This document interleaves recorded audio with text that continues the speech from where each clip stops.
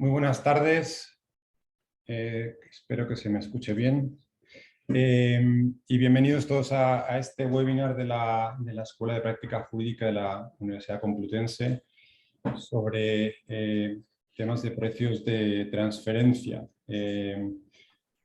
Contamos en esta ocasión con dos ponentes. Yo solamente voy a moderar y quizá hacer alguna intervención también al final del webinar, pero contamos con dos excelentes ponentes, como son Felipe Rubio Cuadrado, inspector de Hacienda y miembro de la Oficina Nacional de Fiscalía Internacional, experto reconocido en temas de precios de transferencia, que nos va a dar lógicamente una visión desde el punto de vista de la administración sobre la relevancia para la administración del control de los precios de transferencia, ese contenido del plan de control, APAS y MAPS, todos temas de muchísima actualidad. Y luego tendremos un poco la contrapartida, que es David Cañabate, socio de PKF ATES y experto también en precios de transferencia, director de la práctica de precios de PKF, profesor de universidad también en temas de precios, y que hará lo propio que va a hacer Felipe, pero de la perspectiva de la empresa, de la práctica profesional, cómo se ve ese control que hace la administración y cómo las empresas y los profesionales pues, intentan adaptarse y, lógicamente, en el mejor cumplimiento de la norma. Además de eso, me gustaría hacer una breve introducción, pero ya al final del evento, sobre el curso más amplio del que este webinar, ¿no? Es que un pequeño teaser de precios de transferencia de la escuela y del enfoque particular que tratamos de dar los profesores y los directores de este curso, que es un enfoque, por supuesto, fundamentalmente de la disciplina de precios de transferencia, pero sobre todo de cómo encaja en todos los demás aspectos de fiscalidad internacional que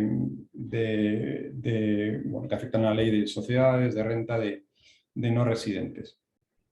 Sin más, vamos a empezar con la intervención de Felipe. Este webinar no admite intervención por voz, pero por supuestísimo estaremos encantados de atender cualquier pregunta que tengáis desde el foro, y que os ruego que nos hagáis llegar a través del chat, y en función de que veamos las preguntas en el chat, pues yo se las traslado a los ponentes, que estarán encantados, lógicamente, de atenderles.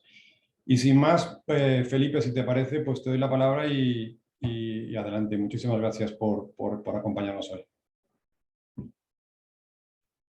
Muy bien, pues muchas gracias, Luis, por la presentación. Como acaba de decir, mi nombre es Felipe Rubio y en estos momentos estoy en la Oficina Nacional de Fiscalidad Internacional dentro de la Agencia Tributaria. Luego le dedicaré algunas palabras a esta oficina, el por qué surge y cuál es la misión que tenemos dentro de la estructura de la Agencia Tributaria. Y bueno, pues encantado de compartir con José Luis, con David y todos los asistentes esta sesión, en la que bueno, vamos a tratar de dar algunas pinceladas, no muy amplias lógicamente, sobre un tema por lo menos tan importante para la administración como es el control de los precios de transferencia. Voy a compartir la pantalla, a ver si consigo yo atinar. A ver.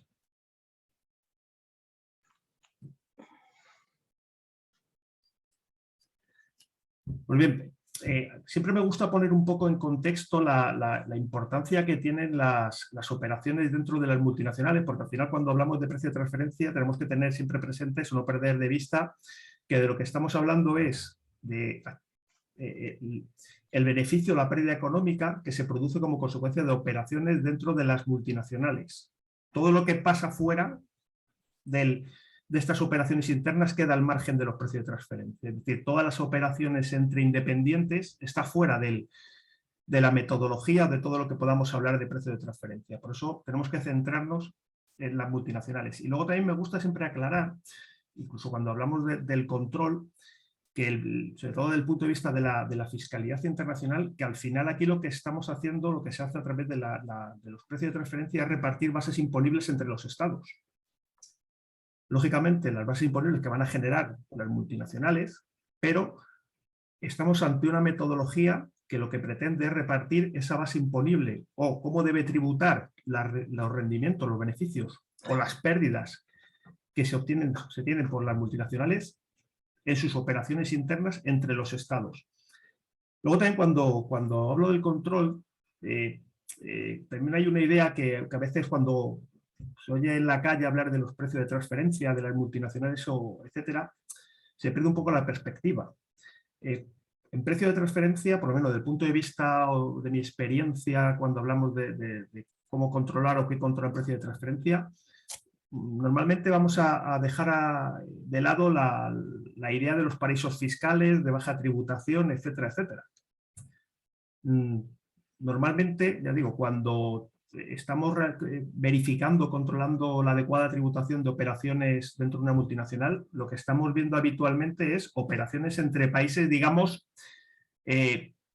normales o de tributación normal. Yo normalmente cuando veo algo estoy viendo operaciones con Alemania, con Francia, con Estados Unidos. Es muy difícil ver operaciones directas, por lo menos desde la experiencia europea, digamos. Otra cosa lo que pueda ocurrir en los países en desarrollo. Lo que estamos viendo fundamentalmente es eso, es operaciones con otros estados que tienen una tributación tan alta o incluso más que la nuestra.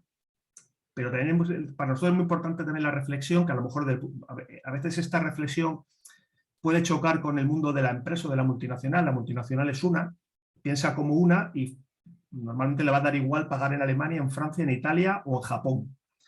Pero desde el punto de vista de la administración tributaria española no es lo mismo financiar el presupuesto español que financiar el presupuesto polaco. Puede ser que en Polonia incluso una operación esté pagando más impuestos porque tenga un tipo impositivo más alto. No estamos viendo una planificación fiscal que lo que se trate a veces es de llevar la base imponible a un sitio donde vaya a tributar menos. No, no. Aquí de lo que estamos hablando es de dónde debe tributar ese beneficio o ese rendimiento empresarial y cómo debe tributar. Esto a veces es difícil cuando discutimos este tema, tanto en el curso de UNAPA, no tiene por qué estar centrado en una inspección con la empresa. Tenemos estas visiones distintas, porque nosotros no somos una multinacional de administraciones tributarias en la cual luego nos repartamos la base imponible una vez que ésta se ha consolidado en un sitio. A lo mejor en el futuro llegamos a eso, sino que somos administraciones o estados independientes que cada uno va o trata de garantizar que los impuestos se paguen adecuadamente en ese estado porque son los que van a financiar su presupuesto. También es una idea que me gusta aclarar cuando hablamos del control de los precios de transferencia. Es decir, vamos a dejarnos de un lado esta especie de prejuicio de que a través de los precios de transferencia se quieren llevar el dinero a países o jurisdicciones de baja tributación. Y como decía, me gusta poner en contexto el tema de las operaciones dentro de las multinacionales porque cuantitativamente son muy relevantes. Mucho del comercio internacional realmente ocurre dentro de las propias multinacionales. Aquí he traído algunos datos que me han parecido relevantes, por ejemplo, de que el más del 50% de las operaciones internacionales son intragrupo. Incluso hay gente que habla del 60 o el 70%. Digamos que ya dentro del comercio mundial todo lo que ocurre dentro de las multinacionales es muy relevante. O por ejemplo, que en 2016, probablemente ahora ya ha cambiado el dato, pero tampoco tiene por qué mucho más, el 60% de las importaciones en Estados Unidos desde la Unión Europea fue por comercio dentro de las multinacionales, o incluso ya desde el punto de vista español, de la relevancia que tienen las operaciones intragrupo para España, pues aquí tenemos que en España había 14.000 filiales de empresas extranjeras, o datos del CBC, del último que tenemos, en España, multinacionales con obligación de presentar el informe país por país, teníamos en 2019 124 que tenían 9.800 filiales en el extranjero que facturaron más de 900.000 millones de euros. Yo creo que esto ya nos pone o nos da una idea de qué estamos hablando y de la importancia que tiene para los estados el control de estas operaciones. ¿Vale? Como digo, para prácticamente casi todos los estados de la OCDE y muchos que se están incorporando ya de fuera de la OCDE, el control de los precios de transferencia es trascendental. Yo creo que ahora mismo es en la fiscalidad internacional desde el punto de vista cuantitativo, el área más relevante desde el punto de vista o para los estados para controlar que esto esté tributando adecuadamente. Estamos hablando de mucho dinero el que está en juego. Quizás se le haya dedicado a los precios de transferencia menos relevancia desde el punto de vista teórico. No encuentra muchos tratados doctrinales hablando de los cánones, hablando de los intereses, de otros elementos que están dentro de los convenios para evitar la doble imposición, y mucho menos doctrinalmente a los precios de transferencia. Pero si lo ponemos en el contexto del importe, no tiene nada que ver. O sea, digamos que lo que nos estamos jugando los estados con los precios de transferencia no tiene nada que ver con el resto de los artículos del convenio. Aquí he traído algunos ejemplos que los he sacado de la prensa de actuaciones que se han desarrollado. Podéis ver los importes realmente relevantes, y esto ha sido por precio de transferencia. El control, la inspección que se ha realizado, en este caso, bueno, pues hay desde Estados Unidos, Francia o otros países, son inspecciones de precio de transferencia para que se pueda ver el importe de lo que estamos hablando. Además, los precios de transferencia también se han utilizado en otros ámbitos, por ejemplo, en el ámbito de la Comisión Europea, en algo que no tenía en principio nada que ver con la fiscalidad, como es las ayudas de Estado. La Comisión ha utilizado toda la metodología, todo el elemento teórico que hay detrás de los precios de transferencia, del principio arm's length, para realizar actuaciones para determinar o verificar si ha habido ayudas de Estado. Ahí tenemos los casos de Fiat, de Starbucks, de Apple, de Amazon, etc. Todos estos casos de ayuda de Estado han estado soportados con mayor o menor acierto técnico, han estado soportados en precio de transferencia. Además, el Tribunal de Justicia ha apoyado este uso de los precios de transferencia para determinar si ha habido o no ayudas de Estado. Pues bien, si ahora bajamos y descendemos a España, ¿cuál es la importancia que tiene el control de los precios de transferencia? Aquí os he puesto la primera vez que aparece dentro del plan de control de la agencia tributaria. Anualmente se aprueba un plan de control que se publica en el Boletín Oficial del Estado, en el cual se trata de, con un ánimo de transparencia, poner encima de la mesa cuáles son aquellas áreas de riesgo que dentro de la agencia tributaria se consideran más relevantes. Pues bien, a partir del año 2007 aparecen los precios de transferencia. Esto que sea en 2007 no es algo que ocurriera casi, digamos, espontáneamente. No, el origen fue que en el año 2006 hubo una reforma muy importante del artículo 16 entonces del impuesto sobre sociedades, que situó la normativa española en línea ya con la OCDE. Eso permitió que la administración tributaria pudiera controlar de una manera mucho más eficaz los precios de transferencia. De ahí que en el año 2007 aparezca ya como un área de riesgo. Además de BEPS, adquiere más relevancia.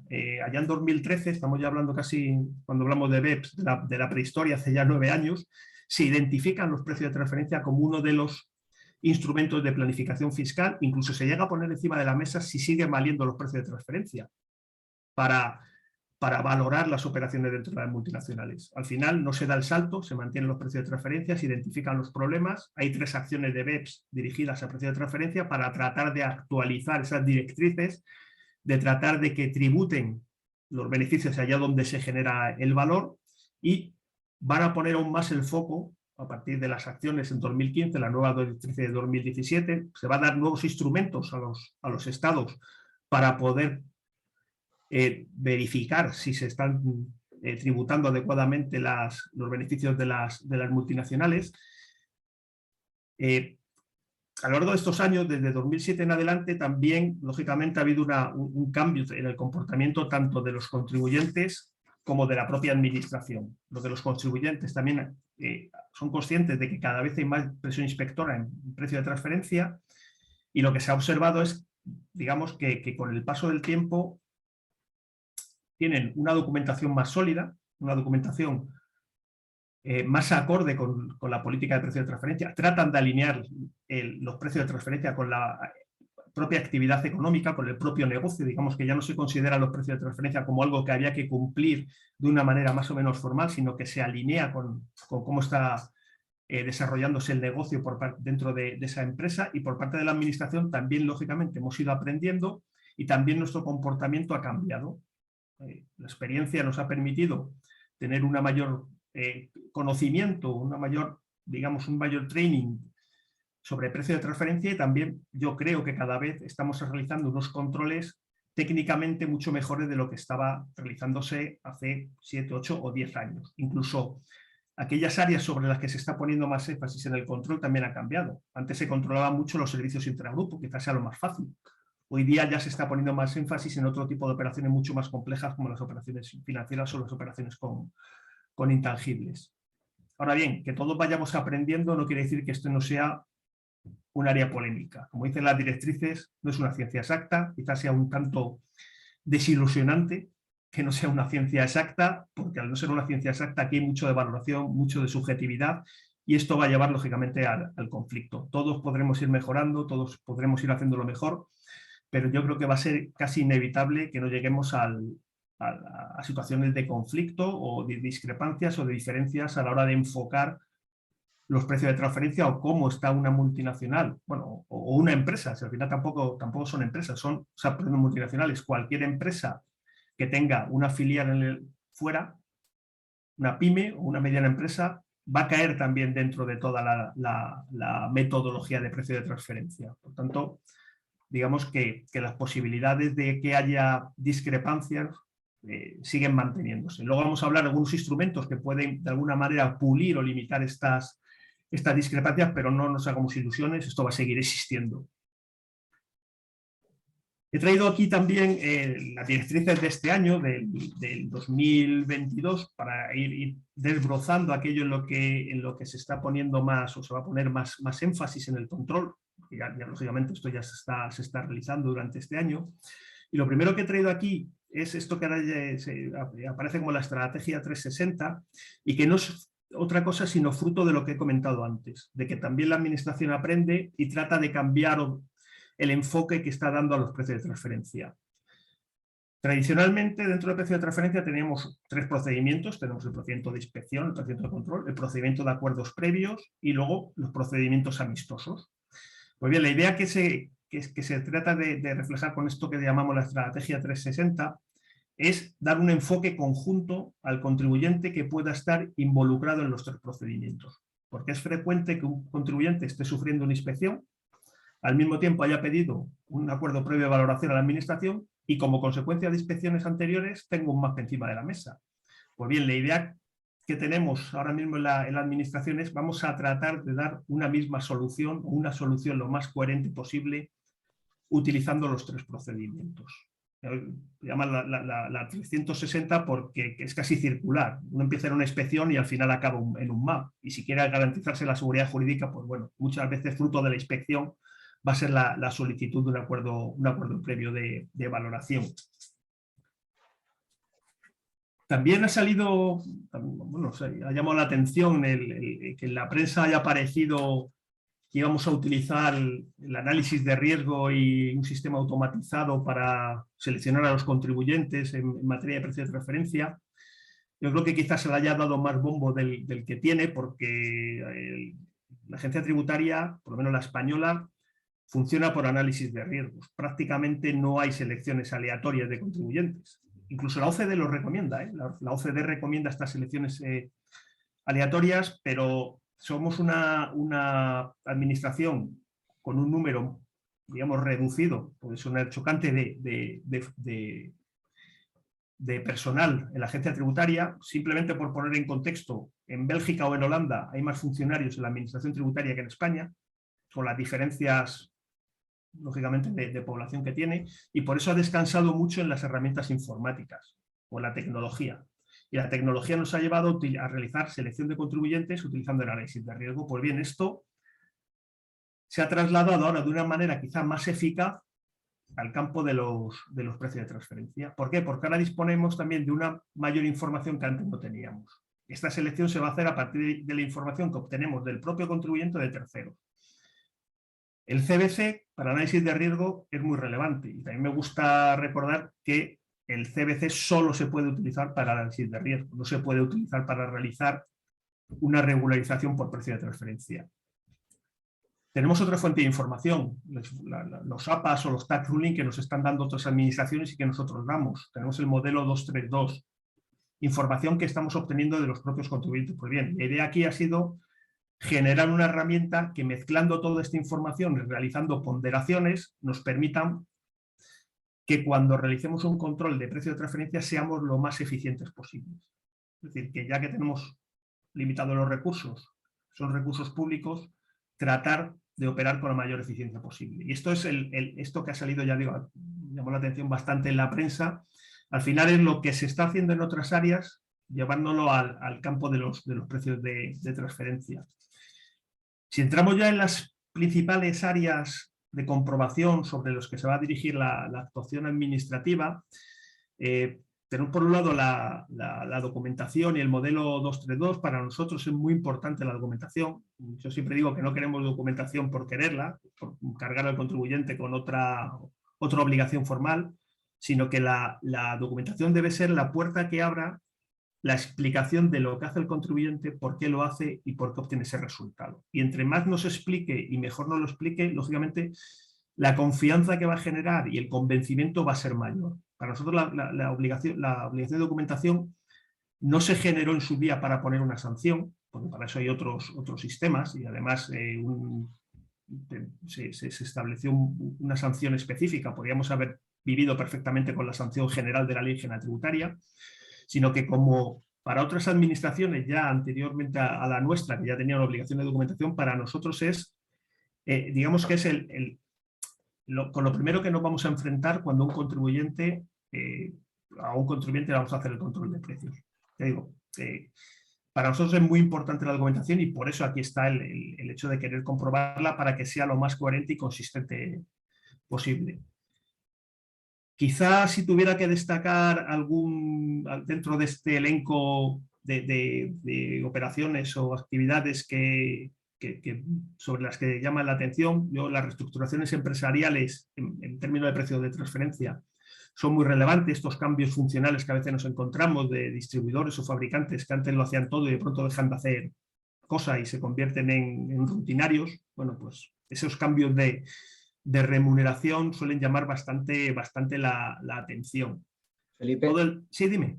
Y si me permites una Sí. cuña, ya que mi especialidad es esa, curiosamente, desde el punto de vista de conciencia de las empresas, es de las que menos conscientes son a efectos digamos, de planificar o de alguna manera ir con cuidado con este tipo de reestructuraciones. O sea, es algo que a mí hay más conciencia que antes, pero es decir, en el tema de las operaciones financieras, en el tema de los servicios, en el tema de la distribución, temas de los intangibles, en eso ya de un tiempo a esta parte digamos que ha habido una mayor concienciación por parte de las empresas, pero no sé por qué en el caso de las reestructuraciones empresariales hay más, digamos, peticiones de servicio o de asesoramiento en estos casos, pero sigue habiendo poco. Es algo que me llama poderosamente la atención. Para nosotros, claro, cuando nos enfrentamos ante una reestructuración empresarial, estoy hablando de reestructuraciones enfocándola en precio de transferencia, es decir, cuando ha habido un traslado de funciones, de activos, etcétera, es que nosotros siempre vamos a preguntar o ver lo mismo, bueno, ¿qué ha cambiado? Es decir, ha habido movimientos de gente, resulta que antes aquí se tomaban muchas decisiones, ahora ya se toman pocas. ¿Qué ha pasado con los directivos? ¿Se han ido al otro país? ¿Los han despedido? Porque claro, si ha habido una reestructuración y de pronto tú has desnudado vamos a suponer, bueno, en este caso la empresa española, la has limpiado de funciones, ya se supone que no va a haber riesgos aquí. Esto tiene que haber, de alguna manera también, volviendo a lo que comentaba antes, de alinear la actividad económica con los precios de transferencia, tiene que ser coherente. Es decir, si ha cambiado la forma de hacer negocio de la empresa y cómo lo hace, esto se reflejará en los precios de transferencia. Lo que no tiene sentido es que haya un cambio en la metodología de precio de transferencia, pero todo sigue igual. Entonces, esto sí que es un área de riesgo relevante y que sí que solemos incidir bastante en qué ha cambiado. Explícame qué ha cambiado, esto que antes se hacía aquí, dónde se hace, aquella que ahora hace mucho, cómo se ha dimensionado para absorber tantas funciones. No, incluso en operaciones corporativas, a veces operaciones de compras de empresas, operaciones de money, reestructuraciones puramente societarias y hacen toda la parte, digamos, mercantil, societaria, miran la parte fiscal de régimen, bueno, ahora ya no sé si es especial o general, y el tema de precios de transferencia se olvidan. Sí, Y Por además completo. en este tipo de operaciones societarias, además de adquisiciones o cambios lo que nos hemos encontrado es también una tendencia a olvidarse del pasado, que puede ser dramático. Totalmente. Porque Sí. dice, no, esto es que venía ya de cuando nosotros compramos esta empresa. Y dice, bueno, ya, pero y ahora nosotros que lo miramos, Sí. Y puede tener además un impacto aquí hay importante. una confusión muy habitual, ¿no? Que nos encontramos, Felipe, y supongo por todos también, y es que la frase dice, oiga, es que aquí igual ha habido la transferencia de algún activo, ha habido algún... Sí. Y eso hay que remunerarlo. Y dice, no, pero si ya pagamos. Dice, no, Sí. no, quien pagó fue el socio. Digo, aquí estamos hablando a nivel de las sociedades. Efectivamente. Otro nivel. Efectivamente, sí. A ver, el tema de las reestructuraciones suele ser conflictivo, y a veces es difícil por la propia empresa el probar. Por eso digo que y esto en la documentación fundamental que quede bien reflejado. Como comentas, bueno, las operaciones financieras, bueno, ya se actualizaron las directrices, que yo creo que, aunque con la confusión que a veces generan, pueden aclarar por lo menos algunas de las transacciones. Y yo también me gusta hacer hincapié en esto que se pone posibles ingresos no declarados para poderlo poner en contexto. Cada vez se está poniendo más foco en el comportamiento de las matrices españolas. ¿Por qué? Porque tradicionalmente nos hemos encontrado que nosotros estamos recibiendo a las filiales de matriz extranjera, filiales que tenemos en España, sus servicios intragrupo, el cobro por los intangibles, por el uso de la marca, por el uso de las patentes. Y lo que nos encontramos en su momento fue un déficit en la matriz española. Nos encontramos con situaciones en que matrices españolas con unas marcas muy potentes no estaban cobrando por el uso de las marcas o no estaban repercutiendo servicios intragrupo. También era comprensible. ¿Por qué? Porque muchas veces la matriz española opera en un determinado tipo de mercados que luego tienen muchos problemas o de cobrar o que allí les admitan la deducción del gasto. También es comprensible. Pues tenemos muchas matrices que están operando en Iberoamérica y ya sabemos los reticentes que son determinadas administraciones de estos países para admitirte que tú te deduzcas un gasto que le ha repercutido en la matriz o que le haya cobrado por el uso de las patentes, de las marcas o de lo que sea. O en países del norte de África. Entonces, bueno, pero claro, nosotros siempre decimos lo mismo. Esto, que no te admitan la deducción allí, no quiere decir que esto tenga que soportarlo la base imponible española. Entonces, también está variando el comportamiento, cada vez son más sensibles también las matrices españolas a esta situación y cada vez también, lógicamente, como digo, todos vamos aprendiendo.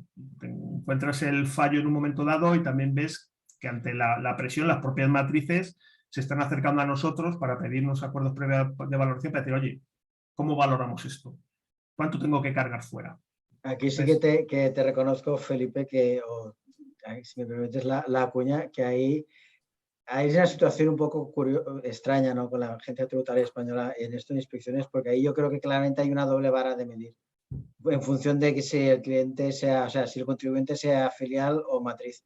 Porque ese mismo problema, y tienes toda la razón, con clientes matrices españolas con presencia en Iberoamérica, pues es muy complicado. En México no permiten una imputación de costes de forma indirecta. Todo lo que sea servicio o royalty que esté vinculado a importación de productos desde esos países se vincula al producto y es mayor valor en aduanas o no te permiten la deducibilidad. En China ya no hablemos.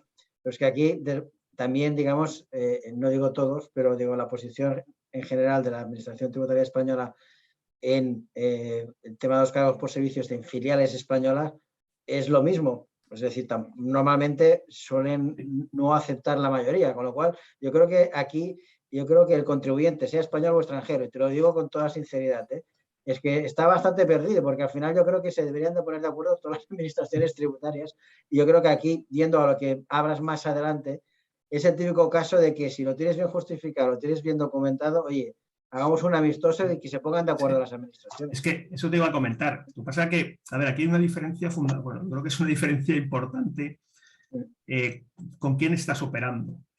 Me dicen México, Argentina o Chile menos. Pero bueno, me da igual, Argelia. Pero México es OCDE. Sí. OCDE, o sea, debería seguir los mismos criterios que seguimos nosotros. Pues no lo sigue. Efectivamente, no, ya sabemos lo Brasil. Problema. Entonces, ¿qué ocurre ahí? Que están soportando y también se está abriendo la brecha, ¿eh? Están soportando las matrices españolas una doble tributación porque, sorprendentemente, casi no se abren procedimientos amistosos con estos países. Porque al revés, normalmente yo tengo una filial, las filiales que operan en España suelen ser de Alemania, de Francia, de los Países Bajos. En cuanto yo le deniego un servicio, me van a abrir un procedimiento amistoso y yo voy a tener luego que discutir con ellos. Esto también, por eso acabo de poner la pantalla nuestra de la UNFI, porque en el caso de los servicios intragrupo, nosotros además se partía de una situación en la que la mayoría de las actuaciones que se habían realizado de denegación del gasto, porque no estaba aprobado, luego habíamos tenido un respaldo bastante potente de los tribunales españoles. Entonces, digamos que partíamos de una situación muy cómoda.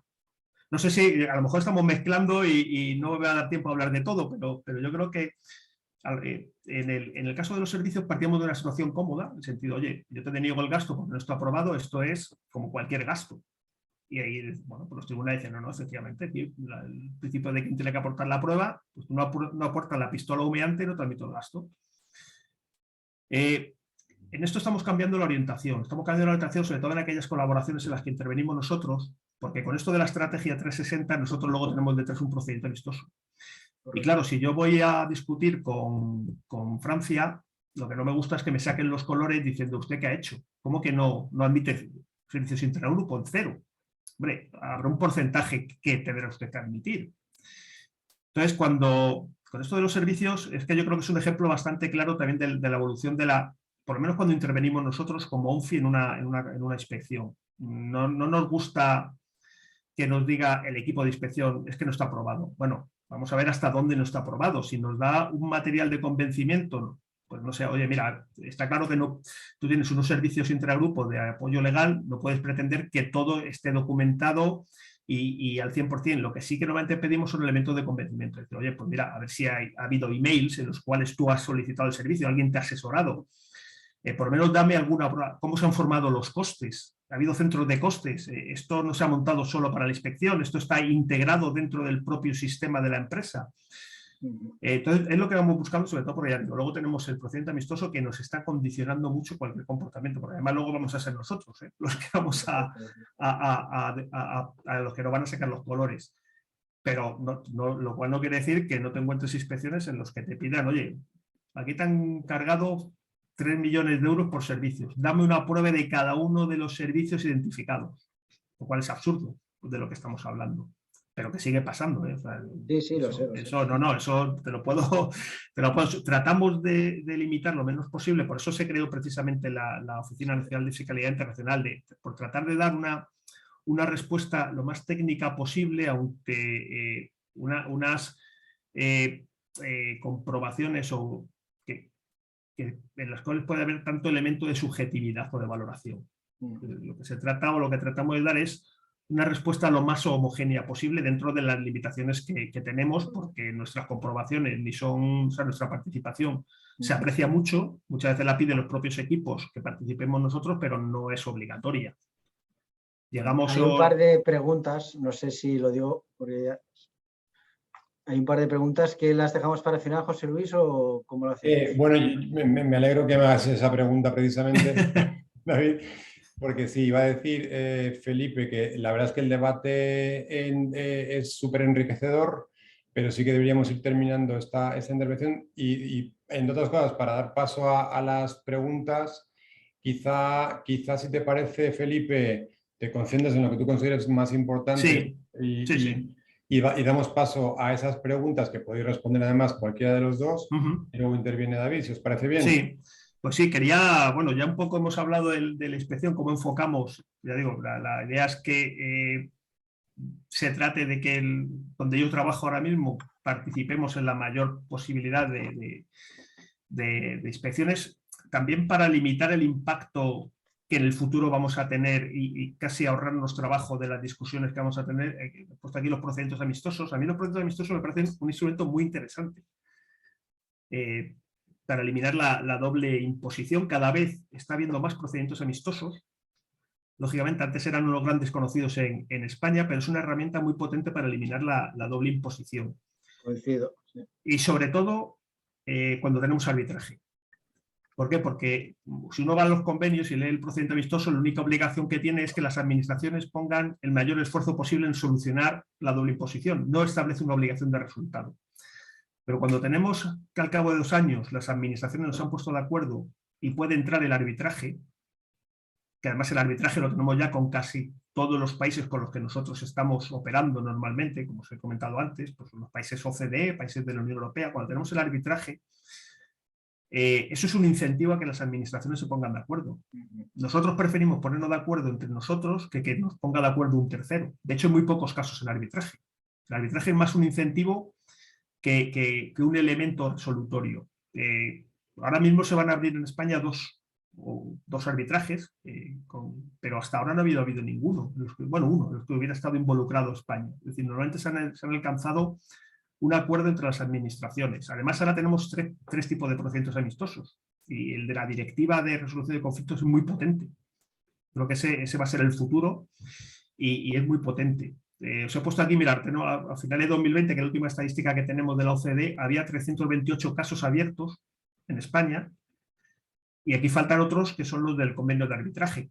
El convenio de arbitraje solo para precio de transferencia. Estos son 328 casos de precio de transferencia. Este es ahora mismo el saldo que tenemos con países OCDE, sin contar convenio de arbitraje.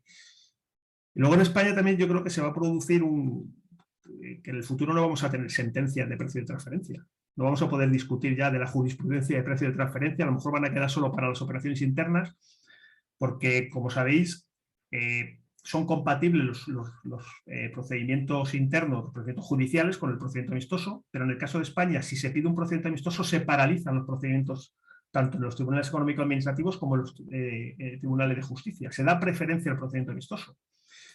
Y como normalmente en el procedimiento amistoso se va a llegar a un acuerdo, no vamos a tener sentencias. Con lo cual no sé cuándo ya quien tenga que escribir doctrinalmente sobre las sentencias, no sé a qué se va a dedicar, efectivamente. Porque si vais a las estadísticas de la OCDE, que son públicas, más del 80% de los procedimientos amistosos acaban con acuerdo. Y que al final se va a eliminar la doble imposición. Por eso digo que para mí es un arma muy potente para eliminar la doble imposición. Y bueno, quería finalizar con el otro procedimiento, que este es preventivo, a través del cual se puede conseguir, o el contribuyente puede conseguir certeza jurídica sobre sus operaciones de precio de transferencia, que son las APAs, que también cada vez van adquiriendo mayor importancia. Cada vez son más los contribuyentes que se acercan a nosotros a tratar de acordar, aunque suena un poco raro en el ámbito del procedimiento administrativo español, el acordar algo con la administración, el tratar de acordar, bueno, mi política de precio de transferencia o cómo tiene simplemente cómo tiene que tributar una operación de las muchas que tengo. He puesto aquí algunas características. A lo mejor esta del procedimiento gratuito puede ser chocante, pero bueno, hay países que solo por pedir el APA te cobran ya 50.000 euros, como es el caso de Alemania, o $80.000 como en Estados Unidos, pero tal que también cobra Portugal, Hungría. La flexibilidad, es el contribuyente el que decide lo que quiere que se valore, si quiere seguir el procedimiento, si se quiere retirar. Flexibilidad en la negociación, de lo que se pide a lo que el resultado final pueden variar como consecuencia del intercambio de opiniones y de posiciones entre la administración y el contribuyente. Muy importante esto que pongo aquí de la estanquidad de la documentación. La documentación que se da en un APA solo se puede utilizar en un APA. No se va a poder utilizar nunca en una inspección. Y además, queremos ser muy cuidadosos con esto. Todo lo que está en un expediente de un APA no tiene acceso nadie. Si la documentación se ha dado físicamente, si alguien se retira del APA o se le rechaza la solicitud, se le devuelve lo que ha entregado físicamente. Si lo ha entregado electrónicamente, se bloquea, de manera que un inspector que vaya a comprobar una empresa que tenga un APA solo va a poder ver el APA porque es un acto administrativo y eso lógicamente es público, pero no va a poder tener acceso a las tripas, a todo lo que se ha discutido y a toda la documentación que se ha entregado. Tenemos que ser muy escrupulosos con eso porque si no se rompería la confianza, lógicamente, y nadie va a venir a pedir un APA si luego se viera amenazado que iba a tener una inspección y que iba a no poder utilizarse información que normalmente vas a dar en un APA y no vas a dar en una inspección. Con un APA mira el futuro, se van a pedir proyecciones de negocio, se van a pedir o vamos a hablar con los directivos de la empresa y toda esta información queda estancada. Y luego también es muy importante que podemos mirar hacia atrás. Ya digo, la vocación de UNAPA es mirar al futuro, garantizar o fijar la política de precio de referencia para los años sucesivos, pero en el caso español hay retroactividad y además retroactividad plena. El APA puede extenderse hasta todos los periodos que estén abiertos, es decir, mientras no haya una liquidación firme, no haya prescrito, cabe garantizar la seguridad jurídica a través del APA. Yo creo que el APA es un procedimiento que está ahí, es una de las primeras manifestaciones de esto de la relación cooperativa entre la administración y el contribuyente. Lo tenemos desde el año 1995, que ya ha llovido, pero ha sido sobre todo en los últimos años cuando se ha expandido el uso de las mismas. Y yo por mi parte... pues, hay un par de preguntas por aquí, Felipe. Una ya te la traslado yo. Sí. Venga, dale. Que la hace Alejandro del Barrio y bueno, pregunta si en España ocurrirá como en México y en otros países que hay la presentación no obligatoria de forma electrónica de la documentación. Sí. Si hay alguna previsión de que esto sea así como en otros países. A ver, la presentación electrónica tampoco aporta mucho. Es decir, porque, como obligatoria, eso que haya un plazo que haya para... un buzón. Bueno, a ver, si igual que se presenta la declaración del impuesto del 1 al 25. Claro, pero ¿por qué cuando se obliga a presentar una determinada información de manera electrónica es porque es tratable? Es decir, porque yo la voy a poder utilizar para análisis de riesgo. O sea, yo no, una documentación tal como la concebimos ahora, en la que es texto, con unos cuadros en PDF, eso sería muy difícil tratarlo. Esa información tendríamos, sí, toda la información ocupando megas y megas de espacio en la memoria o en la nube de la administración, pero si yo quisiera utilizarla, lo que tendría que hacer al final sería leerla como un PDF, que es lo mismo que voy a conseguir si se la pido al contribuyente cuando inicie una inspección. Claro, yo no puedo estar leyendo la documentación de todos y cada uno de los contribuyentes con carácter previo a ver si les seleccionamos o no, porque sería materialmente imposible. Para pedirle la documentación en un formato electrónico debería ser algo que fuera tratable. Estamos hablando de información numérica, con unos campos determinados. Que son unos documentos que son muy variopintos. Claro, eso, imagínate, no sé, me traen el gráfico de la relación accionarial. Bueno, pues es una foto que a ver cómo trato yo eso, qué información obtengo. Por eso no se ha pensado nunca el pedir la documentación con carácter previo, sino que está a disposición y cuando la administración ya la necesite te la va a pedir. Porque si pues no, también pregunta cómo se regulariza con efectos retroactivos los ejercicios en caso de que se aplique el APA para ejercicios anteriores. Pues ¿Lo hace de oficio la administración o lo tiene que hacer complementarias? Esto es una buena pregunta porque ha generado bastante, digamos, una situación bastante poco satisfactoria para el contribuyente, que no hemos conseguido solventar. Es el contribuyente el que tiene que presentar una declaración, salvo que consiguiera que le abrieran una inspección y le regularizaran aplicando el APA. Pero bueno, lo normal, la situación normal es el contribuyente tiene que presentar declaraciones complementarias y esto tiene un problema. Y es que automáticamente se van a generar los recargos. Sabemos que hay contribuyentes que han impugnado estos recargos porque consideran que al final es una actuación, digamos que es una regularización provocada por la administración. Un poco siguiendo esta doctrina jurisprudencial que se abrió sobre los recargos, puesto que era una actividad provocada por la administración, pero de momento no sé si ha habido ya alguna resolución. Y además, cuando estamos con un grupo multinacional, todavía es más difícil explicárselo. Es decir, que tú llegues a un acuerdo y digas, bueno, pues tienes que tributar el 4%, te damos hacia atrás, pero además tienes que presentar un recargo, porque si habías tributado al 2%, pues ahora tienes que... Entonces, el recargo no hemos conseguido que no sea obligatorio porque en la Ley General Tributaria no está previsto que de la ejecución de un APA no se genere el recargo. Entonces, tendría que haber una modificación en la Ley General Tributaria para poder evitar que se produjera esta situación que yo entiendo que es bastante insatisfactoria. Una vez que haya llegado a un acuerdo, además luego tengas que pagar un recargo. Vale, hay un par de preguntas más, pero como también tienen que ver con temas que voy a hablar yo, si te parece, leo. Perfecto. ¿Salgo yo de aquí? Si te parece, lo digo por Leopoldo, que hace una pregunta también y ahora acaban de hacer otra del rango. ¿Te parece que lo hagamos así? Sí, perfecto. Vale, porque como... David, entonces, intervienes tú entonces ahora y te pediría, yo creo que ha sido buenísimo que hayamos iniciado el debate entre vosotros dos y hayamos también hecho las preguntas desde el foro, pero eso creo que nos ha comido un poquito de tiempo. Yo sé que tu presentación es un poquito más corta y te agradeceré efectivamente que nos intentemos ceñir al tiempo. Para hacer también la pregunta que está pendiente. Me quedan 10 minutos. No, bueno, no, podemos ser un poquito flexibles. No. Lo intento. Podemos extenderlo, ¿eh? Pero sí Bueno, intentar eso. voy a intentar ir lo más rápido posible. No, rápido no, porque eso no es bueno. No, tú tómate tu tiempo, pero siendo consciente un poco, ¿vale? Gracias.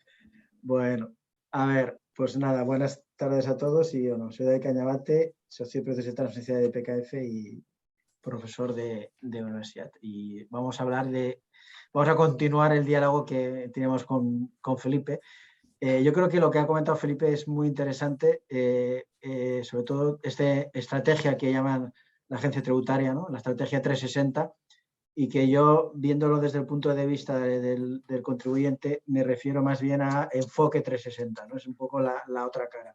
Estoy totalmente de acuerdo y me ha alegrado mucho escuchar las palabras de Felipe, el tema de esa concienciación, de esa, digamos, concienciación sobre que hay que abandonar posturas maximalistas y extremas que al final no llevan a ninguna parte y hay que intentar buscar, digamos, un punto de consenso. Entonces, mi presentación es muy escueta y básicamente voy a, en mi opinión, trasladar un poco cuál es la posición, las tendencias o la posición actualmente por ciento de inspección, diferenciando claramente que una cosa es la opinión de alguien como Felipe, que está en la ONFI, de lo que es los diversos niveles, ¿no? Y aquí es un poco, acabaré mi exposición pidiéndole expresamente a Felipe que hagan esa labor desde la ONFI de concienciación hacia abajo, porque creo que lo que has dicho hoy, Felipe, yo creo que es la clave, ¿no?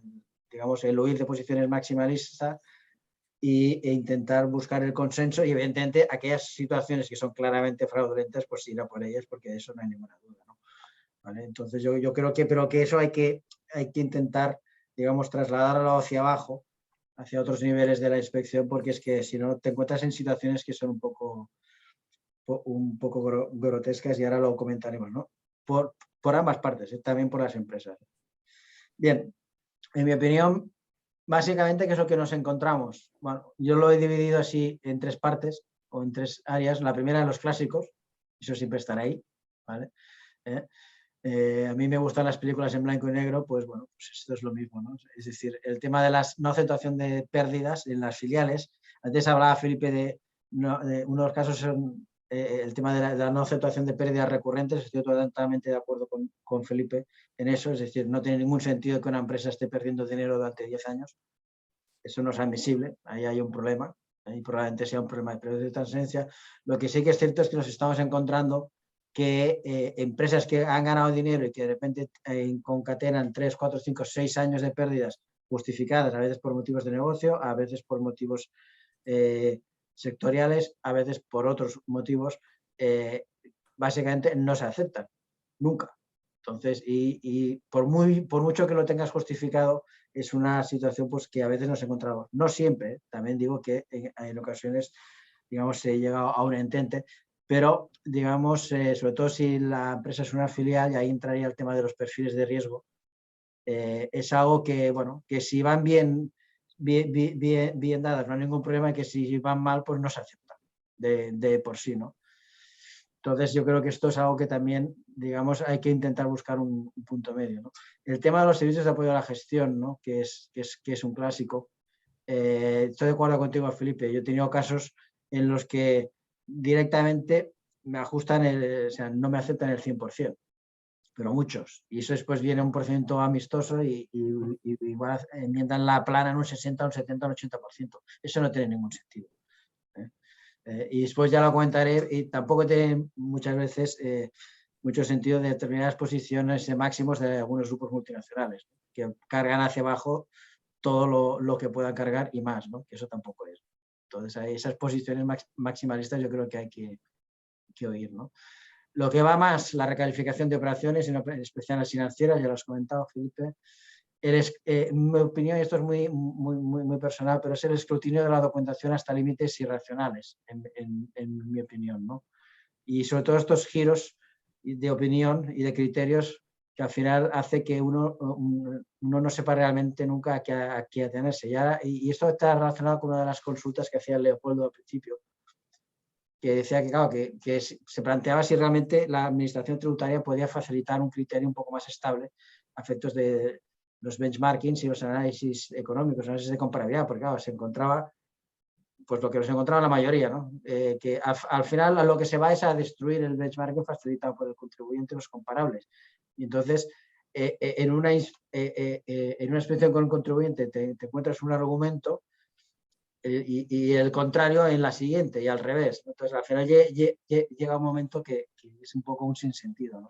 Entonces, y además parece a veces uno tener la sensación de que, digamos, se va buscando frases, palabras fuera de contexto, simplemente para poder acogerse a algo para fundamentar, digamos, un ajuste. Yo no creo que desde la administración se pueda, yo le voy a contestar a Leopoldo, pero si no le matizas tú, Felipe, yo creo que desde la administración no se puede dar un criterio de cuando uno comparable es válido o es menos válido, o un benchmarking o un análisis económico es más válido o menos válido. Básicamente porque es lo que has dicho tú antes, y con toda la razón del mundo. Las directrices no son una ciencia exacta, y no lo son ni pretenden serlo, porque por eso se llaman directrices, es una guía. Y como tal, la clave es cómo se interprete esa guía, ¿no? Entonces... Sí, con esto porque siempre a ver, hay otras administraciones que lo tienen, digamos una especie de benchmarking estándar, y bueno, ahí tenemos ahora en el ámbito de la economía digital el importe B este famoso, que al final va a ser para determinados distribuidores darles una rentabilidad, la que sea, una especie de módulos a lo bestia. Efectivamente, bueno, eso siempre lo han pedido, pero claro, tampoco sabes, no todas las circunstancias son parecidas o iguales. Luego hay un tema que también me gustaría comentarte, y esto de destruir los benchmarks, no destruir es muy fácil, pero una vez que la administración destruye, tiene que proponer una alternativa. Correcto. Y tiene que construir, y ya construir no es tan fácil. Porque no, por suerte no. Porque probablemente los comparables que vaya a utilizar la administración sean tan malos como los del contribuyente. O sea, yo creo que todos jugamos con las mismas cartas, y yo puedo destruir unos comparables fácilmente, porque ya sabemos todas las debilidades. Pero claro, si yo luego quiero regularizar, tengo que dar una alternativa, y esa es la dificultad. Evidentemente, si me da igual, pues construyo y tiro para adelante. Por eso te decía que nosotros ahora tenemos mucho la mente puesta en el procedimiento amistoso. Correcto. Y yo tumbar unos comparables para sacar otros, y que luego me diga Italia, oye, estos comparables que has traído aquí, de los cuales has hecho una regularización, son tan malos como los otros, ¿qué me has hecho? Por eso yo creo que hay que llevar el debate a un punto de racionalidad. Claro, digamos que por lo menos nosotros cuando intervenimos ya estamos pensando en qué nos va a decir el otro país, porque ya sabemos que esto no va a ir a un tribunal, que va a ir al otro país. Y claro, es muy desagradable discutir con otro país diciéndote qué estás haciendo, ¿no? Esto que me estás contando aquí, que un poco lo de los servicios, cero, pero ¿cómo que cero? Siempre digo yo que habrá la matriz en favor de los... ¿no? Claro. Pero te doy la razón, todo lo que pueda escapar un poco de nuestro control, que es mucho, lógicamente, luego lo vamos a sufrir nosotros en el procedimiento amistoso, porque somos nosotros los que estamos ahí. Y... También hay un tema que aquí también te comento, que es el del... que yo también me lo he encontrado varias veces, y más curiosamente no son gastos vinculados, son gastos con terceros. Eso, o sea, no es, eso ya si te regularizan gastos con terceros.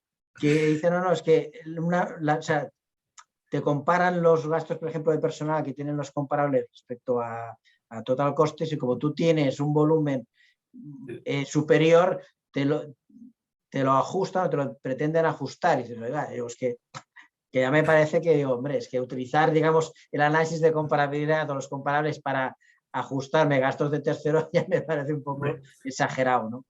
Sí, totalmente. Entonces, pero eso está fuera de todo tipo de... Sí, no, eso no hay... Y bueno, y lo de las fases aisladas o fuera de contexto. Entonces, para mí hay tres temas novedosos, entre comillas, uno no es tan novedoso. El tema de la asimilación del corporate governance a costes de accionistas, y un poco prácticamente considerar que todos los gastos y todos los servicios que de coordinación y de, digamos, actuación conjunta de todas las empresas de un grupo a efectos comerciales, por ejemplo, que es el clásico, eso es gobierno corporativo. Entonces es coste de accionista. Yo creo que eso, claro, es primero, sí que es cierto, y en eso estoy totalmente de acuerdo, que una entidad independiente no pagaría eso.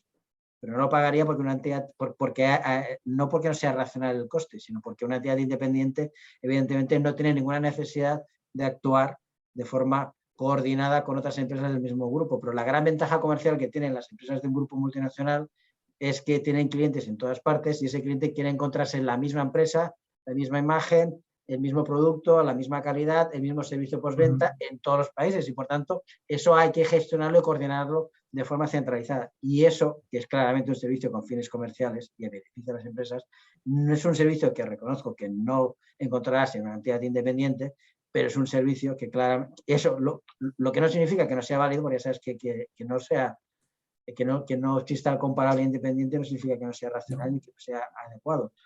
Pero yo creo que hay una tendencia a una asimilación a, digamos, que esos servicios son, digamos, costes de la gobernanza general del grupo por su tamaño y por tanto se rechazan. Yo creo que ahí también habría que hacer un esfuerzo. Y esto viene por fue la modificación que hubo en las directrices de 2017, que incluyeron dos nuevas letras en el artículo 9, en el 7.9, y bueno, están ahí. El tema de las distribuidoras, como digamos que en cualquier caso hacen contribución o contribuyen al valor de la marca como herramienta para justificar un ajuste al rango superior. Esto también nos estamos encontrando. Yo creo que eso, no por el mero hecho de comercializar o vender, estás aportando valor a la marca.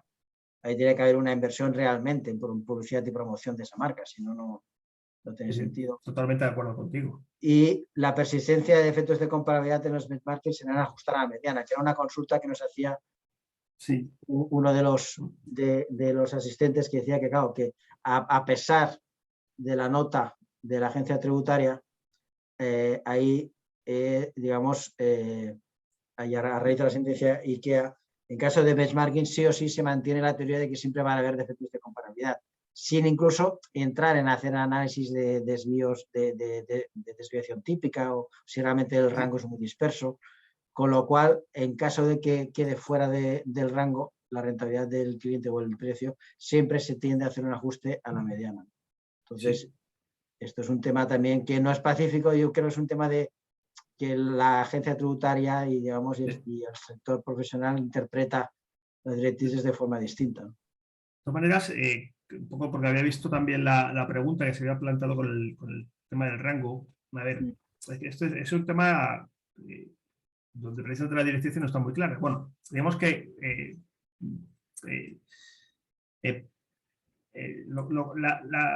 la idea de la nota. La idea de la nota es, si tú estás en el rango, estás en el rango, no se puede mover. Es decir, no te puedo hacer un ajuste a la parte superior del rango porque crea que tú realizas más funciones que tus comparables o menos para bajarte a la parte. Estás en el rango, estás en el rango.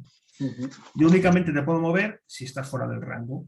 Entonces, ahí las directrices lo que dicen es, si no se puede probar otro punto del rango, que yo creo que la sentencia IKEA hace una mala lectura de las directrices, porque las directrices lo que te llevan es a la mediana si no se puede probar otro punto del rango. Pero no que tengas que irte, no que tengas que irte al digamos que es un enlace, primero tienes que tener efecto de comparabilidad, luego dice sí, se podrá ir, si se mantienen los defectos de comparabilidad, y a ver, en un benchmarking es prácticamente imposible, un benchmarking de los que conocemos y usamos, que no haya defectos de comparabilidad, pero bueno, yo te los puedo identificar y aún así tú te puedes ir a otro punto del rango. Es decir, si el contribuyente o la administración prueban, y lógicamente tiene que ser una prueba fuerte, que tú tienes que estar en otro punto del rango, podrías irte a otro punto del rango, si no a la mediana. La sentencia, yo creo, a ver, por un lado está bien la sentencia porque te dice, mira, la administración no ha probado que ha habido efecto de comparabilidad, pero tampoco te dice que si no lo has probado te puedas poner en la parte baja del rango, una vez que tú estás fuera. Eso no lo dicen las directrices. Tendrás que probar por qué estás en la parte baja. Porque considerar que el pagar impuestos es una sanción bueno, pues eso No, es una normal teoría, es que eso es una de teoría de la claro, hacienda pero si pública en cualquier función de que punto la dentro del defienda. rango es un valor de mercado, Ya, lo pero como lógico has es que estado, te vayas, salvo que pruebes que tienes que estar claro, en uno en concreto, lo claro, lógico es que te vayas al más cercano. al más cercano, Claro. O pero, sea, si cualquier punto dentro no, del pero tú rango piensas es valor de mercado, que siempre estamos pensando en que estamos por la parte baja del rango. no, o puedes estar por la parte de Claro, arriba. también puedes estar por la parte de arriba y Entonces nosotros hemos tendrías hecho, que ir al tercero. claro, y yo personalmente he hecho ajustes de llevarme de la parte, estar fuera de rango por arriba y llevarme la mediana. Y ya, bueno, pues por coherencia, es que esto, si estoy llevando unos que están, algún año que está por la parte baja del rango, me lo estoy llevando a la mediana, a los años que ha estado fuera de rango por la parte alta, me lo tengo que llevar a la mediana. Pero esto es coherencia. Claro, lo que no, hombre, si ya jugamos. No, o sea, ahora claro, te digo ahora un estoy en poco la parte, cómo, sí. pero que la interpretación de que se ha hecho por parte de la administración con el rango, porque luego también había mucha tendencia a decir, bueno, pues te muevo dentro del, aunque tú estés dentro del rango, te muevo dentro del rango porque digo que hacen más funciones. Bueno, digamos que eso también se ha querido limitar, que antes hacía. Bueno, porque si cualquier punto dentro del rango es valor de mercado, no se justifica que lo muevas, salvo que claramente... Claro, yo, por eso entonces, que... tal y como lo veo yo, Felipe, es si haces benchmarking y hay defectos de comparabilidad, se aplican medidas de tendencia central, como es el rango intercuartílico, que es lo que dicen las directrices. Y una vez has aplicado las medidas de tendencia central, es cuando, a la hora de hacer el ajuste, es cuando yo analizo si quedan o no defectos de comparabilidad. Entonces, si el rango intercuartílico ya es un rango que no es muy disperso y puedes justificar que no hay gran dispersión y no hay gran desviación, ahí, digamos, ya no cabe el ajuste a la mediana. Ahí es un poco donde diferimos el sector profesional respecto a la agencia tributaria, ¿no? Pero fíjate que es que esto también es una discusión que luego tenemos también los porcientos amistosos y en cuanto tú te mueves de la mediana te va a decir a otro país, es que no, es así, ¿y por qué no la mediana? O vamos a pactar la mediana. Digamos que es que... Sí, pero eso ya es en el ámbito de una negociación. Sí, pero ya digo, el tema del rango no ha conseguido pacificarse a pesar a pesar de la nota. Efectivamente, bueno, ya por lo menos conseguimos que tengas que estar fuera del rango. Porque antes no era necesario estar fuera del rango para que te movieran. Yo la cogí muy, muy positivamente esa nota. Aparte, esa nota está bastante bien elaborada. Pero que efectivamente el tema este de moverte dentro del rango va a ser seguir generando... Vamos a hablar ahora de las empresas y de los contribuyentes y de los profesionales. Hay buenas noticias. Como decía antes, hay mayor concienciación sobre la importancia e incidencia de la problemática de los precios de transferencia en operaciones cooperativas y de M&A. Hay algo ya, no la que yo creo que debería haber, pero hay algo. Hay un aumento de la complejidad de todos los temas, tanto a nivel de tribunales como a nivel de inspección. O sea, esto se está complicando, pero muchísimo. Y curiosamente, un servicio que están pidiendo los clientes y que no solían pedir hace un par de años son análisis de riesgo en precios de transferencia de forma anticipada, lo cual es buena noticia, creo yo. Y también ya mucho más, algo que empezó hace 4 años con timidez, ahora la verdad es que las peticiones de asesoramiento anticipado pues son muchas y eso significa concienciación, ¿no? Cuando una empresa quiere implementar una nueva operativa o va a iniciar una nueva operación con una empresa o va a abrir fuera, pues no solo se asesora desde el punto de vista fiscal o mercantil, sino también de precios, lo cual yo creo que bienvenido sea. No tan buenas. Siguen quedando empresas con un entendimiento de los precios de transferencia como un mero compliance de mínimos, que es lo que comentabas tú antes, Felipe. Lamentablemente siguen quedando. Y siguen habiendo grupos multinacionales con un enfoque financiero fiscal excesivamente agresivo hacia las filiales, ¿no? Y fíjate que me refiero no solo fiscal, sino también financiero, que es un poco lo que comentabas antes, Felipe, que no es que estén buscando un beneficio fiscal en un paraíso fiscal o pagar menos, sino es esa tendencia de las matrices natural en ellas de que la mayor parte de los beneficios esté en la casa central y no esté en las filiales, ¿no? Desde el punto de vista de tesorería, desde el punto de vista financiero. Y eso está ocurriendo. Antes hablábamos de los cargos por servicios, y yo tengo un caso, tuve un caso en los que la inspección habíamos presentado más de 400 evidencias del servicio y ahora sí ajustaron el 100%, lo cual no se entendía.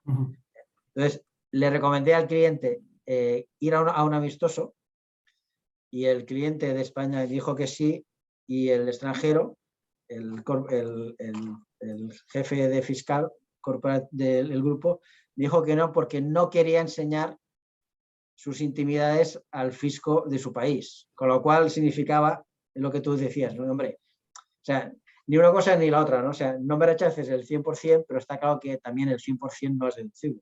Entonces ahí está un poco ese punto medio, ¿no? Entonces, digamos que siguen quedando cada vez menos, eso también te lo digo. Yo cada vez me encuentro con menos, digamos, contribuyentes con posiciones, digamos, tan extremas. Opinión personal, y con eso ya concluiremos ya con el cuadro final.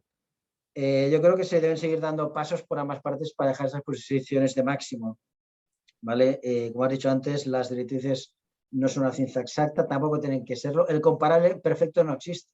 Y si tanto la administración como el contribuyente en una, digamos, discusión, en una inspección o en un tribunal se pone a buscar el comparable, a discutir el comparable de la otra parte, siempre van a encontrar un argumento. Yo siempre digo que cuando doy clases, que decidme que os justifique algo en las directrices y encuentro el parrafito o encuentro la frase para justificarlo. Y al día siguiente digo, pídeme lo contrario y también lo encuentro.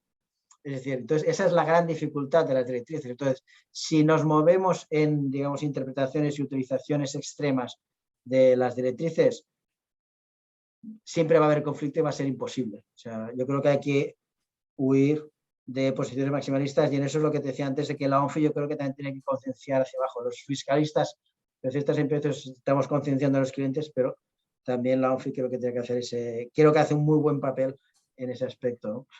Puesta en valor del principio de racionalidad de empresas de transferencia. Al final esto, y sobre todo, Felipe, me lo podrás confirmar en las negociaciones, al final se trata, cuando estás negociando con otro país en un procedimiento amistoso, oiga, lo que está haciendo este contribuyente, esta empresa, esta filial, tiene un sentido, es racional, es coherente o no lo es. Entonces, al final es eso, es decir, es evidentemente que se pueden encontrar comparables y demás, pero es sobre todo que sea consciente, que tenga sentido, ¿no? Porque si no, y eso sí, cuestionamiento de posiciones irracionales y extremas no justificadas, claramente fraudulentas, y búsqueda de consenso en el resto de casos, ¿no? Y como ya has dicho, es la utilización de indicadores de riesgo y conocimiento para ambas partes. Y de ahí me voy, y ya concluyo, al enfoque 360, ¿no? Que es un poco la contraparte de las estrategias 360 de la inspección, ¿no? Que sería esto de aquí, ¿no? Básicamente. ¿Cómo lo veo yo desde el punto de vista de la empresa? Pues que las empresas tienen que hacer su análisis de riesgo, su due diligence en precios, ¿no? Que es un poco también lo que hacéis vosotros con la información que obtenéis, pues identificar, ¿no? Situaciones de riesgo. De ahí te vas a la inspección, que también es una manera ya de, digamos, de contrastar. Si hay una inspección, pues ya contrastas si realmente pues lo que estás haciendo está mejor o peor, y se puede llegar también a un consenso con la inspección, moviéndose siempre en ámbitos, digamos, de prudencia y de razonabilidad en la actuación de unos y otros, o te puedes ir a un APA también directamente, ¿no?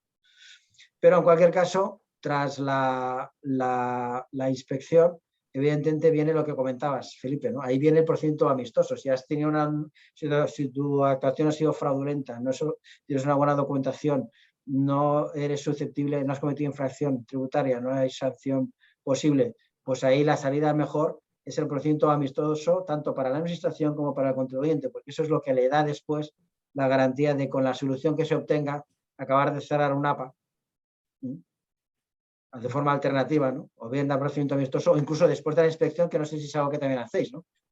Yo he cerrado, en ocasiones he cerrado un par o tres de inspecciones que al final le hemos acabado planteando un APA. Sí, es bastante frecuente que el contribuyente después de la inspección diga, bueno, yo ya no quiero más otro procedimiento, que es un procedimiento contradictorio y conflictivo, y si puedo utilizar otro procedimiento en el que hay mucha más flexibilidad de las posiciones, ¿no? Mucho más ámbito de discusión, de intercambio, que es el del APA, es bastante frecuente, que acabes una inspección y bueno, pues voy a tratar de garantizarme mi seguridad jurídica para los 7 o 8 años siguientes, y vamos a ver si podemos llegar a un acuerdo con la administración y fijar ahí una posición que sea satisfactoria para las dos partes. Pues yo creo que este enfoque 360 se puede hacer, se debería hacer, daría mayor seguridad jurídica, pero exige que por ambas partes huir de posiciones maximalistas y cierta razonabilidad, digamos, en la actuación por ambas partes. Y solo dejando fuera, o sea, lo que es impugnación ante tribunales en casos extremos. Es lo que dices tú, ¿no? Que al final acabarán desapareciendo, ¿no? Sí, más que nada porque Yo es como lo veo, ¿no?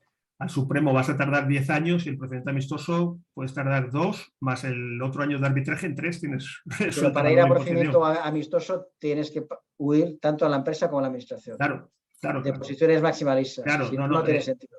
Mi experiencia con los procedimientos amistosos y es lo que tratamos de transmitir a nuestros compañeros, es, mira, esto has hecho unas actas maravillosas en España, pero esto luego tenemos que defenderlo ante otro país que está hablando el mismo idioma que nosotros. Las directrices son lo que son y todos podemos buscar argumentación, pero todos los países que estamos en un determinado ámbito y con los cuales ya digo, con los que tenemos la mayoría de nuestras operaciones, todos tenemos que hablar el mismo idioma y vamos a defender las mismas oposiciones que sean más o menos coherentes, porque igual que a mí no me gustaría que le hubieran hecho a una empresa española unas actas, como hemos visto en algún Länder alemán, que era absolutamente defendible y que al final, bueno, pues en el ámbito del procedimiento amistoso, pues tuvieron que transigir y decir, mira, efectivamente esto no era un defendible y entonces, igual que a nosotros no nos gusta, pues tratamos de limitarlo en la medida de lo posible las actuaciones que se puedan hacer en materia de precio de transferencia. Por ejemplo, pues no nos gusta que diga, bueno, pues tú estabas declarando un 4% y tenía que haber sido el 4,1%. Hombre, pues no, eso es, digamos que eso no es razonable. Pues por mi parte nada más, José Luis. He tardado 25 minutos, ¿eh? No, David, perfecto.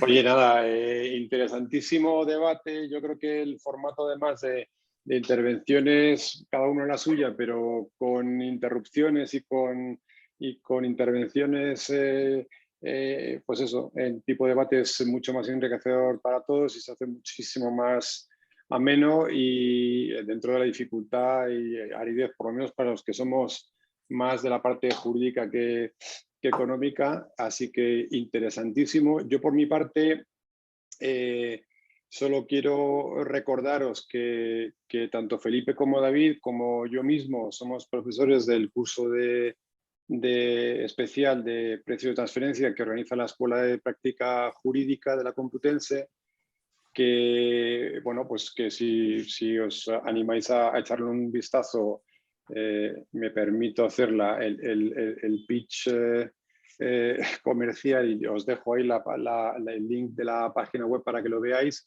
Y es un curso muy práctico, es un curso con profesores de la talla de los que habéis escuchado ahora mismo, con lógicamente una estructura muy organizada en cuanto a todos los aspectos técnicos que tiene la disciplina de precios de transferencia. Y yo me atrevo a decir también que además con un enfoque muy práctico, con casos y también, quizá esto un poquito más influencia mía, puesto que yo no me atrevo a decir que soy ningún experto de precios de transferencia, más que en la parte que tiene que ver con la fiscalidad internacional más core, a falta de otra mejor expresión, que tiene desde luego una interacción notabilísima y sempiterna en todos los temas de fiscalidad internacional, en todos los negocios y estructuras de multinacionales. ¿A qué me refiero? Me refiero a que, evidentemente, cuando una sociedad española sale fuera de España con una filial, con un extranjero permanente, inmediatamente se van a producir flujos que van a generar estas posibles dobles imposiciones por motivo de ajustes de base, por valores que no se ajusten a precios de mercado, pero además van a tener otra consecuencia, que es la fiscalidad propia de ese flujo, que vía retención, vía no deducibilidad de un gasto por normativa no de precios, sino de limitación de deducibilidad general de gastos financieros. Nos vamos a encontrar con temas de la fiscalidad de los intangibles en las retenciones. Nos vamos a encontrar con una panoplia de aspectos de fiscalidad internacional más tradicionales y quizá de un sesgo más jurídico, que están íntimamente interrelacionados con todos los económicos. Y es donde, desde luego, yo en mi experiencia de trabajo en temas en clientes y en proyectos con David, pues la verdad es que aparte de pasárnoslo muy bien, ¿no? Porque de eso se trata también, ¿no? En la vida en general y en la profesión, si uno puede también en particular, ya que le dedicamos tantísimas horas, nos hemos encontrado con temas técnicos muy curiosos, muy bonitos, y en donde además vemos que no solamente uno puede estar mirando la parte de fiscalidad, digamos, más tradicional, de planificación fiscal internacional, sino la parte de precios al mismo tiempo. Y eso, en el momento de una controversia planteada con la administración, como la que se está comentando aquí, pues evidentemente tiene también un valor, pero tiene un valor todavía más grande cuando se está planificando ex novo pues la internacionalización, por ejemplo, de una empresa española, en donde tienes que plantear no solamente los riesgos que hay de no utilizar valor de mercado y si ya desde el principio haces las cosas bien y te asesoras, sino además qué impacto tiene en la cuenta de resultados consolidada el hecho de hacer las cosas de una manera, o sea, el modelo de negocio hecho de una manera o hecho de otra, con esas variables que decíamos antes de retenciones, de normas para evitar la doble imposición internacional, etcétera. Y eso es un poco también el enfoque que le queremos dar a ese curso y pues planteado desde la perspectiva de casos prácticos que se nos han planteado en la práctica diaria de la profesión. ¿Me perdonáis los asistentes que no vamos a tener las preguntas? Os agradezco muchísimo toda vuestra participación. Os animo a que visitéis esa página de la escuela para ver si os interesa el curso. Y nada más me queda que agradecer de nuevo a Felipe y a David su generosidad para preparar esta presentación y para contarnos esas cosas tan interesantes que nos habéis contado. Así que nada más, os esperamos en un nuevo webinar de la escuela y espero que nos podamos ver también ahí en la escuela en el curso de precios. Así que... Muy bien. Gracias por la invitación, José Luis. Muchas gracias, ha sido un placer el poder debatir con vosotros este tema tan proceloso de los precios transferibles. Gracias y hasta pronto. Buenas tardes. Gracias, hasta luego. Adiós.